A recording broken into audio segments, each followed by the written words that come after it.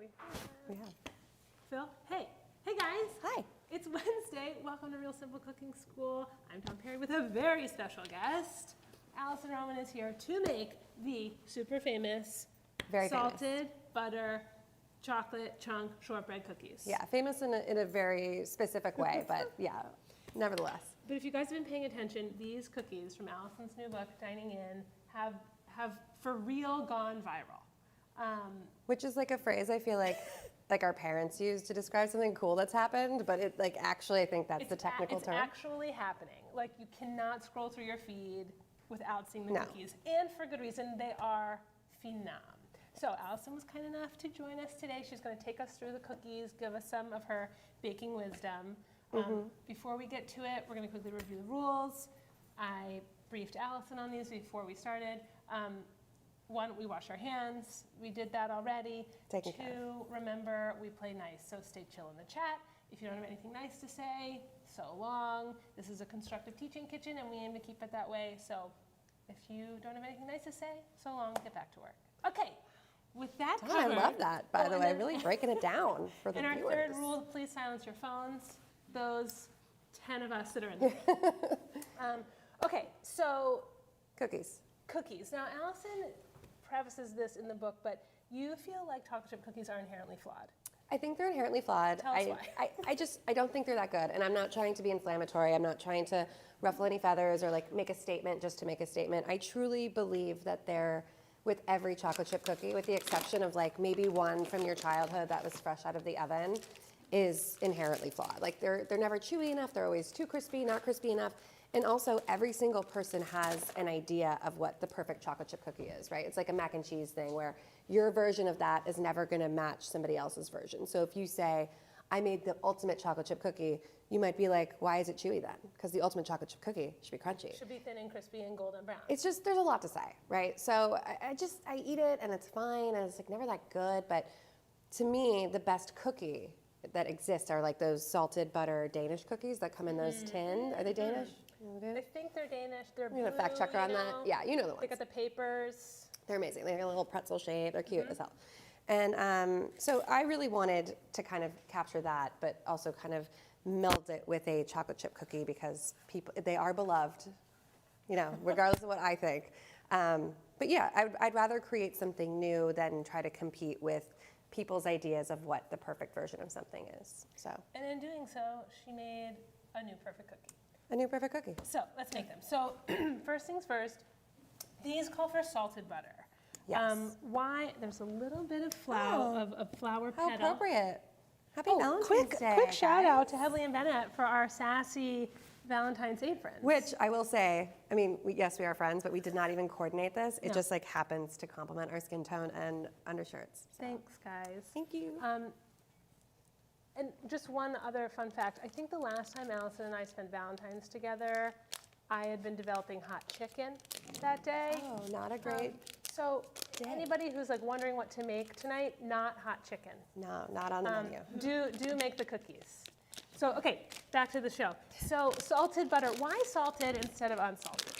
Well, in a shortbread, it's like 80,000% butter, right? Like it's mostly butter is what you're eating. And so to have the defining ingredient be something a little bit more special is very interesting to me. And with salted butter, which is not something that I always call for, or really ever, except in this recipe, it just has a deeper, saltier flavor, which salted butter. But it's a little bit different than if you just add salt to butter. And typically people, including you and I, probably say, don't bake with salted butter because it's too hard to control the saltiness and there's too much a variable. Too many variables in this situation, but for this one, I feel pretty confident that even from brand to brand, which will, you know, some are really high end and really expensive and really salty and really funky and have like a cultured, almost cheese-like taste, which I love. And then some are just a little bit more subtly salted. But the flavor throughout is going to be a lot richer and a lot deeper. And as we will demonstrate today, you can absolutely tell the difference. And the one made with regular butter, totally fine. You can always add salt. And they will be super delicious still, but I just still think it's interesting you can tell the difference. And I will say, having made 2 batches of the cookies, one with unsalted butter and one with salted butter, you can definitely tell. And you guys know that I'm the person that's like, don't worry about it, just add some extra salt. Like you can actually tell the salted butter absolutely has a more like sophisticated unified flavor, I would say. That's sophistication. That's Yeah, which the word. honestly one can say about Alison's food in general. So, okay, so recipe calls for cold salted butter, which is also interesting because most cookies you want room temperature butter. Yeah. Why cold? I feel like when you are creaming, okay, so also I should preface this by saying this is for a stand mixer. If you're using a hand mixer, you can also use like slightly softened butter, but I find that when you're using cold butter, the texture gets a lot creamier and you can beat a lot more air into it without it becoming greasy or just like too soft or deflated. So think about when you have really soft butter and you put your finger in it, it doesn't hold any shape. It's really hard to beat air into that, right? It's easy to mix, but it's difficult to get that like light and fluffy texture. But when it's cold, you have a way better chance of that happening. Dawn's like, move it along. No, I'm like, those are good learning. So almost every time I'm making cookies, even regardless of the type, I like to start with cold butter. But so that's something that you should know. But like she said, you can use a hand mixer. Phil, on a stool, nice. Coming in hot. You can use a hand mixer, you just want your butter to be less cold. Yeah, and it'll just take you a long time. And also stand mixers do not have the power. They just don't. Yeah. So. Okay, so we did quarter cup. I mean, I think now we both know this recipe by heart. So we've got 2 1/4 sticks of salted butter, cold, cut into pieces, 1/4 cup light brown sugar. Could they use dark brown in a pinch? Absolutely, and I have done it, and it is good. It's just a little bit more assertive. So I like the delicateness of the light brown. And again, like when developing this recipe, a typical shortbread will probably just have granulated sugar, confectioner sugar, butter. But I did the brown sugar to kind of remind you of the chocolate chip cookie, which Yes. is like a very important. I don't know where to look. I'm like, No, hey, you can and look hey, anywhere, I'm because looking we're- everywhere. You're live on your phone, we're live on 2 Instagrams, we're live on the internet. This is a lot. Honestly. I will Okay. say, this KitchenAid mixer is not super loud, which is No. great. Okay, So we're whipping the butter and the sugar. Yeah, this is KitchenAid 2 to 10. I would say 6 is medium high, which is what I call for. Also That's good where we're at. learnings. And this will take 3 to 5 minutes. And I know that because I time it using songs that I listen to when I bake. And I don't always have a timer around, but I also at this point know when it's ready. But if you do have a song, most songs are, in that time zone. 3 So- to 5. Yeah. I believe the last reference I saw Alison use was your favorite Miguel song. Yeah, great album. If you have not, Great album. you have not picked it up, do so. Do yourself a huge favor. I almost always never measure my vanilla. That's fine. So I'm gonna throw that in there too. And again, that's also to kind of remind you of that chocolate chip cookie, which is, I'd say brown sugar, vanilla are the dominant flavors in that. Okay, while that's whipping, It's gonna do its job. We don't have to worry about it. I'm gonna, Flour. yeah, Alison, you measure flour. I'm gonna measure flour. Can you show the people of the universe how to measure? Yeah, Flour. This is also a controversial step in the cookie making process because a lot of people I see, thank you. Donna's a lot more precise than me. I'm a lot messier. It's kind of like our shtick. Don's a lot more, well, not in a bad, just, No, I just feel like I'm a and hot on the mess. spectrum, Yeah, there is one. yeah. People will do this whole thing in the bag and I just can't. We don't have that kind of time. We don't have that kind of time. I also don't think that's how you get the most accurate measurement of flour. So I'm a scoop and I'm a level. And that's my measurement, right? Big scoop. Big scoop, big scoop. Really get in there. And if you had a scale, I'd say, so almost without fail, every single time, 1 cup of flour for me weighs 145 grams. That's 1 cup of flour.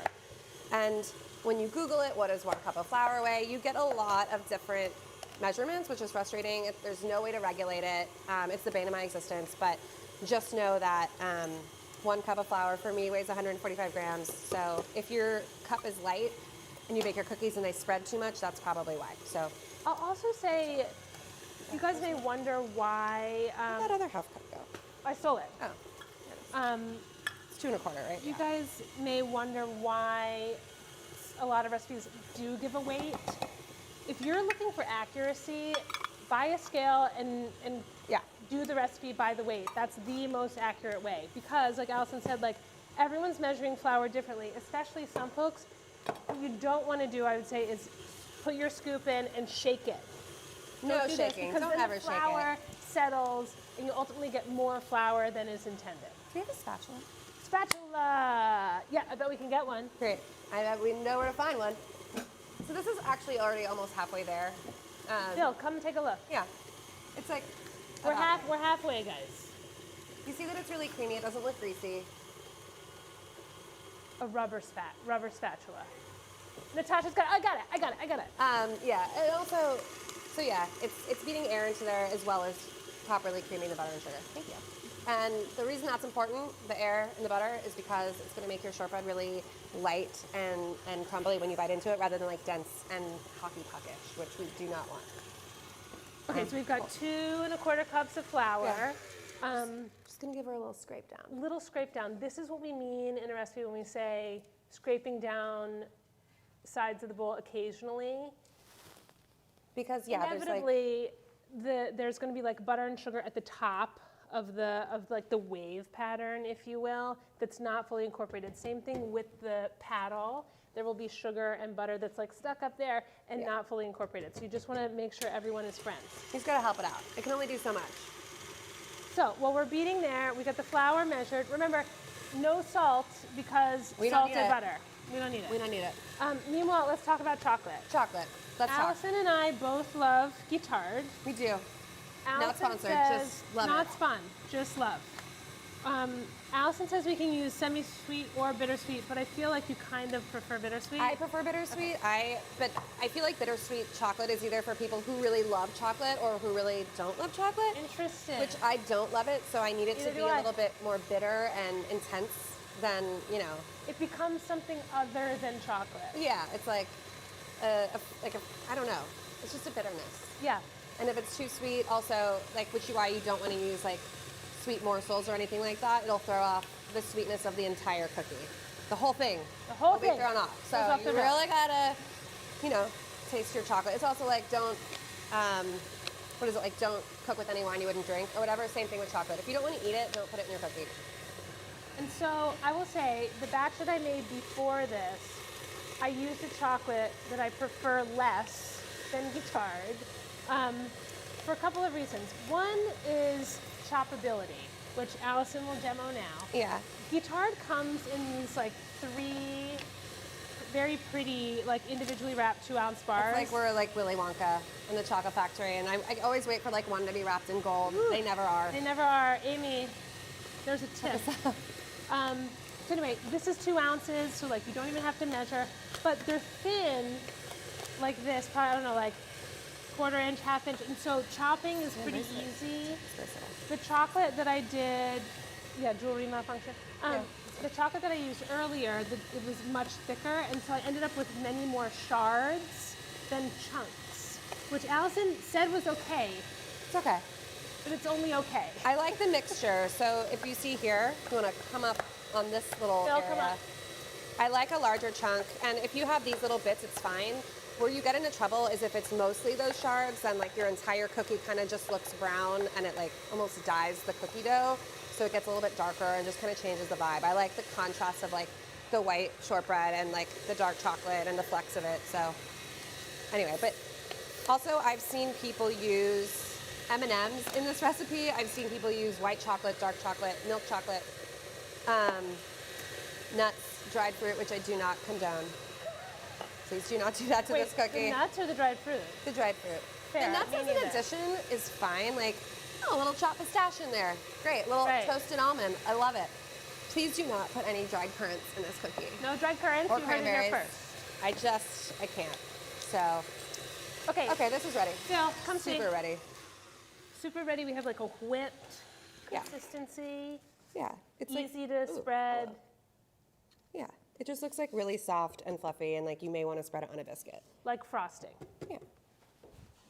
I bet this would be good on a biscuit. It would be. There's nothing wrong with this on a biscuit. Allison also knows a thing or two about biscuits. I don't know what page it's on, but Oh, thank you for the biscuit shout The out. Luckiest Biscuits in America is another great recipe from Allison's book, Dining In. Buy it everywhere books are sold. Yeah, there is actually only one cookie recipe in the entire book, and it's this cookie. So if you're like, oh, I love this cookie, I should buy this book for 1 million more cookie recipes just like it, you're gonna be disappointed, but you will find a lot of other recipes for like what to make for dinner type of thing. So, I feel like I've misled the entire country by being like, this cookie in this book, and there's only one cookie. It's this one. So I'm gonna add the flour. Okay. How are the cookies feeling about their new You know, startup? I asked, and the cookies are feeling good. They're feeling a little shy. They're a little bit like, we didn't ask for this. Right. And, you know, with any sort of level of acclaim comes the backlash. Right. Like, are they even that good? Like, Right. is it worth it? Like, what's all the hype about? And the cookies are just like, listen, I'm a cookie. It's plain and simple. I'm delicious. I'm sweet. I'm pretty basic. Please be nice.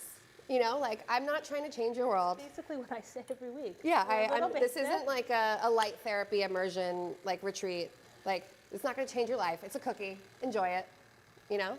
So the cookies they're feeling shy. They're also like, oh, when is the attention gonna stop? Right. And I'm gonna have to like figure out a way to boost their confidence again. Okay. It's like I'm more than just my chips. You know? Exactly, Or yeah. rather, more than just my chunk. Yeah, well, hopefully they live, you know, like, they become one of those things that people make until the end of time. And like every Christmas we'll hear from them again. You know, like they'll just visit once a year. I think it's true. My mom, who's at home today with Ramona, she was like, what are you doing on Facebook Live today? I was like, making the cookies. She was like, yes. Like, bring them home to me. She was pretty excited. So the flour's added, and a lot of times at this stage, people freak out. They're like, my dough is so crumbly. And yes, the dough is crumbly, and that's okay because it's a crumbly dough. And I want you to know that going into it. This is not a creamy chocolate chip cookie dough. This is not a creamy, like, what other cookie? Like an oatmeal drop cookie dough. cookie. Yeah, this is never gonna look like that. And It's always shortbread gonna look is a little never going to shortbread. look like that. It shouldn't. It should be like this is what gives it that sandy texture. Right. So I'm gonna- keeps it super tender. Yeah, I'm gonna add the chocolate, and I'm just gonna, I could even do this by hand, but why when I have this? Don't overmix it at this point also because this is also when, like if you are using a stand mixer, the paddle could smush the chocolate into like that, like break it down even further and give you that like muddied chocolate chip cookie look. So I'm actually gonna pour the dough out onto the table first. Here, I'm gonna Yep. give you those. Okay, so this is our dough. She's made. It's cool. I'm a professional. What? Need Wait a more second. than one person. Strength. Thank you. So your dough, it looks like this, right? So not necessarily emulsified. No, not creamy, never creamy. Everyone Hashtag never just creamy. got so close to the dough. Well, they all want to see what's going on in there. I'm gonna give that to you. And almost every time that I'm doing something like this, I will dump it out onto the counter and I will just give it a knead. And that's, again, kind of what we talked about at the beginning. The way that the KitchenAid bowl is, or any stand mixer, it can only do so much. The paddle can only go so many places. So you want to make sure that all of that butter at the bottom of that bowl is mingling with all the flour that you added on the top. And you don't want to overmix it with the actual machine. So, And Alison gives a great cue in the book. When she starts to knead now, she says it should feel ultimately like Play-Doh. which is crumbly sometimes, Which right? is crumbly, and like as soon as you're doing it and hearing Alison in your head, you're like, yeah, this is exactly like Play-Doh. Yeah. So you'll know. Even if you're like, I haven't played with Play-Doh in 30 years. You remember. You'll know. Okay, so look at it. If your dough looks like this, great job. Don't panic. If it looks a little bit creamier, also great. It should never look sandy. This doesn't look sandy, this looks crumbly. There is a distinction. So from here, I just like literally knead it like that. And that's just to make sure that there aren't any bits with flour and no butter and bits with butter and no flour. Because sometimes people will bake the cookie and you'll say like, half of them turned out really lacy and half of them turned out like, you know, biscuits. And that's basically just an uneven distribution of flour and butter in this dough. Like the ratios are correct. Everything should work if you're mixing it properly. So, okay, great. So we have our dough. And from here, I, you know, very scientifically separate it into two little mounds. I'm ready for you here. Great. And you just kind of manhandle it, and you just kind of make it do what you want it to do, just like Play-Doh. You're the boss. You're the boss of this cookie dough. Despite what the cookies may say in the moment, you're the boss. Yeah. And you can kind of just form them into... I'm going to do this one. Is that Okay, okay. I should have given you that would have okay. been nice of me. Like this. And also what will happen as they rest the full 2 hours, which yes, is an eternity, When you need a cookie. when you need a cookie, the flour will hydrate in the dough, right? So it'll appear a lot less crumbly after they rest. They take a little nap. I'm going to say one thing that Alison taught me in real life, but she also talks about in the book, is tasting your raw stuff. You know, we talk about in cooking, like you want to taste as you go, season as you go. There's no reason you shouldn't do that when you're baking. One of Alison's favorite things is raw pie dough. I love it. Which is basically just butter. So it's not that weird, but I don't know, I love it. It is basically a biscuit. But I'm going to have some now. And it's good. It's really good. And also, as people have pointed out, there's no egg in this, so you can eat it. Because you definitely wouldn't eat a cookie dough with egg in it. No I've way. never That's done that. crazy. That would be unsafe. Okay, so this is not a perfectly round log, obvi. It's more of a cube, which is fine. More of But a, what do you call it, like a 2x2? Yeah. And then 2x4, yeah. But 2x2s are a thing too, you know what I mean? 2x2 versus 2x4. Ah, learning all kinds of This things is a 2x2. today. And then you can kind of just roll it like that with your cookie dough hands and all. Don't worry about this being a perfect circle.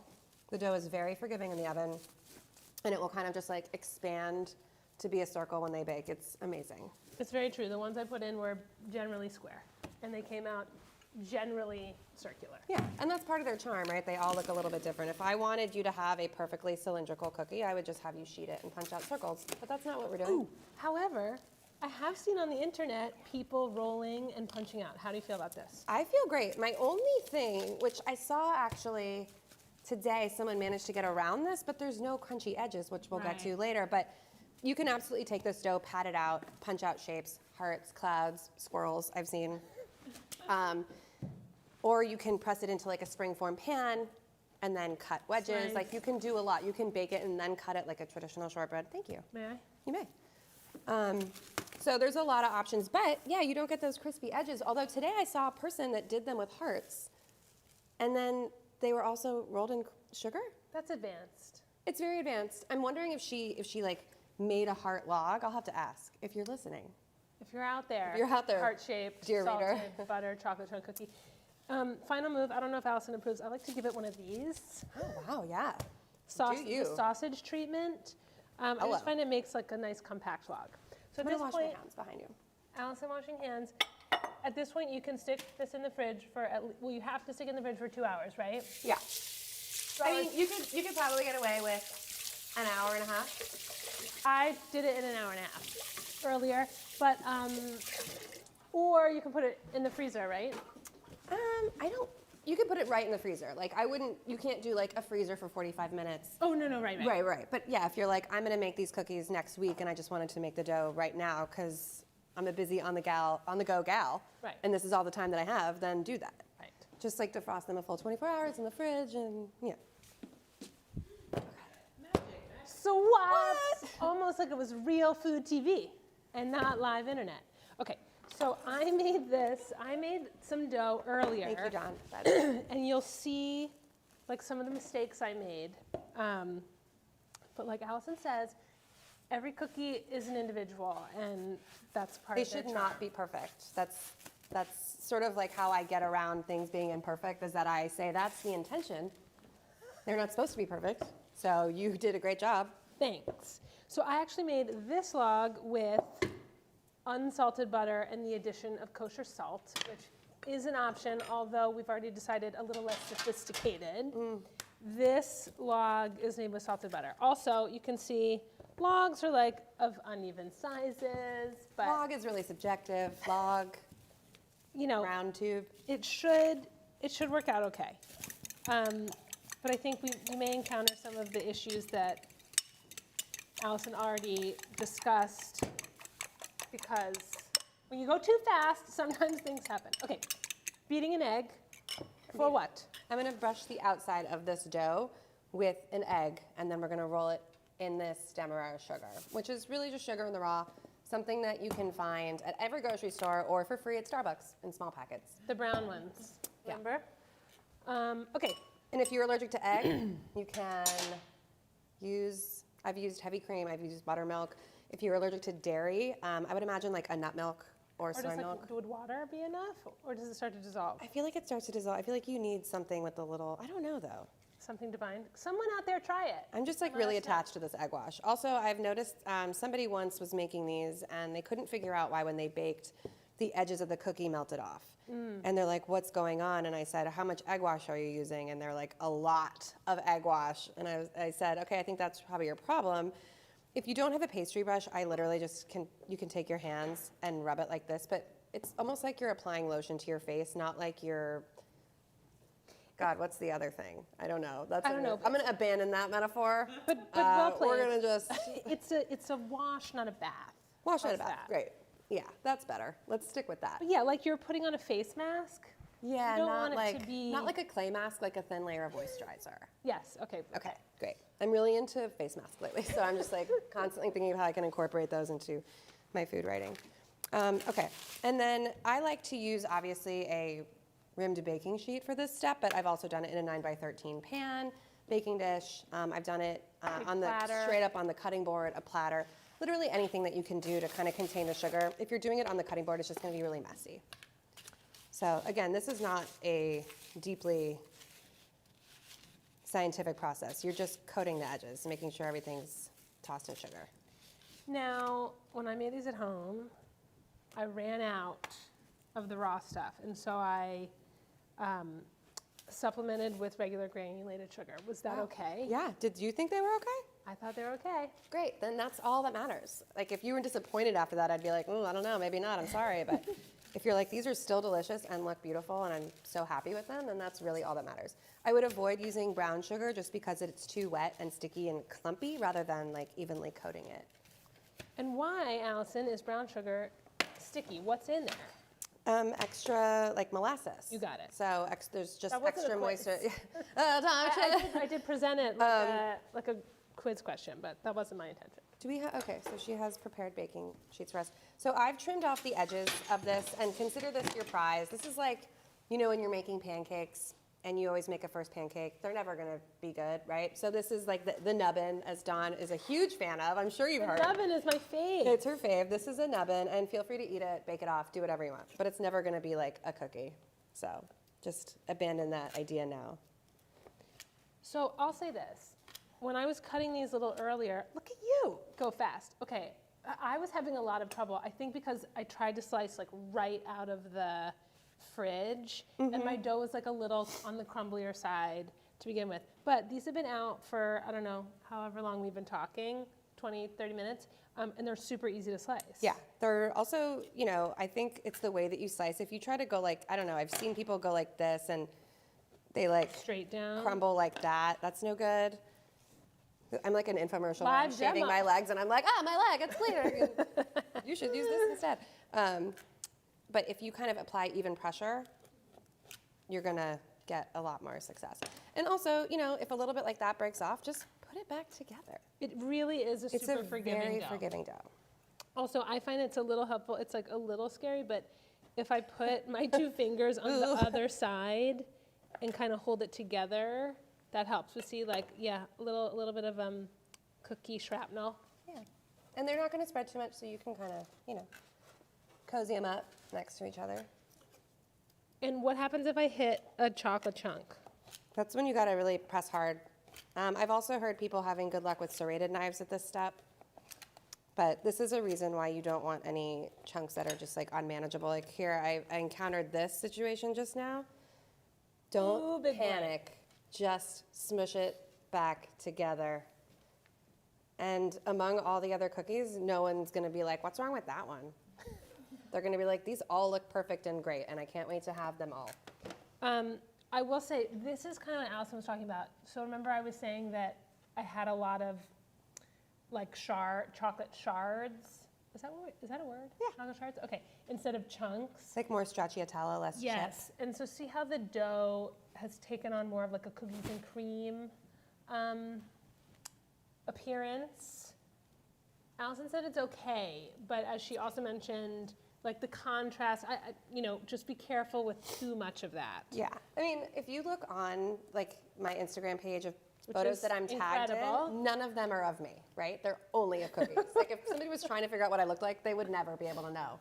because it's only cookie photos, but they all have their own little vibe. Like some of them are really perfectly, chunk, chunk, chunk, and some are more like this, some are more, funny shaped. Some, I don't know, they're all my children. Like all of us. Yeah. Some of us are funny shaped.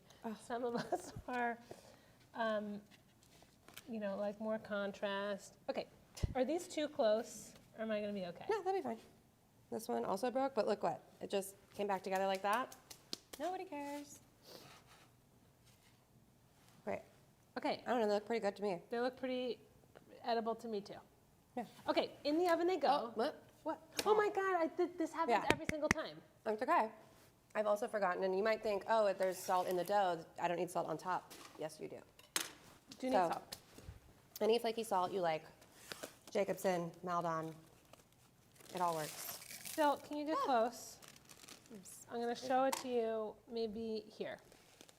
So flaky salt, we often call for it to finish dishes or like finish cookies and stuff. I like it especially with chocolate. But see, it is actually flaky. And and you can see like it has these little like pyramid crystals. Pretty dope, right? Mm-hmm. So adds salt, but also adds like very pretty texture, a little bit of sparkle. And so you just sprinkle on top. Yeah. These cookies are really all about subtle sparkliness. They're brown and beige, but they've got a lot of glitter. They've got a lot of soul, a lot of heart, and a lot of flakies. They might be flaky, but they got a lot of salt. Okay, so we're finishing. Now these go in 350? 350 for 12 to 15? 12 to 15. Is that right? It is right. That's like the only part that I haven't memorized because I never. Oven's Time on, myself. cookies are going in. Do set a timer. You guys know that I am the queen of forgetting. Set a timer. It's not a bad thing. We're going to just go in here. Can I do 2 at once? Yeah, please do. Okay, so 2 trays at once is okay. Upper and lower thirds, general cookie rules. And pretend that this oven is on. And it was really that oven, but it's a different oven. See? We'll be right back after this commercial. Just kidding. Look it. Cookies. Cookies that we made. I'm going to save that to eat later, probably. And here you have it. So I feel like this tray, for whatever reason, looks better. Probably because I made it the right way with salted butter. But No, see, they both look great. but for whatever reason, I've got a better edge. I've got a better golden edge on this tray. Well, this one's really nice. It's just like this is not. I don't know what happened here. Anywho, Yeah, it doesn't. they're all going to be delish. Any questions out there from the universe? Everyone just wants to make them. Everyone just Great. wants to Well, make those good cookies. news. You can Good make news. them. Pick up Alison's book, Dining In. We dropped the link where to Thank buy. We've also casually written up the recipe in the comments. But honestly, if you Google salted butter, the cookie comes up. Yeah. I feel like I really cornered the market. I hope that I've helped someone sell more of something like this salted butter. And speaking of selling, just a quick plug for our friend Gretchen and the organization she started called Cookies for Kids Cancer. So an incredible organization. For every cookie that you buy, money goes directly to help fund childhood cancer research. Alison is actually making these cookies for their fundraiser in a couple of weeks. So if you're feeling in a giving mood, we hope you are. This is a great organization to donate to. Yeah. Alison and I are big fans, and the cookies are also big fans. Yeah. Guys, Huge. happy Valentine's Day. Go Thanks make so the much. cookies. This week for your homework, I'm just going to say bake. Obviously, bake the cookies. You should just do that anyway, but just bake something this week. Tag it, RS Cooking School. Tag me, tag Alison, and we'll see you back in a couple weeks. I'm gone next week, but I'll see you in 2 weeks. Happy Valentine's Day. So long. Bye. Thanks for being here.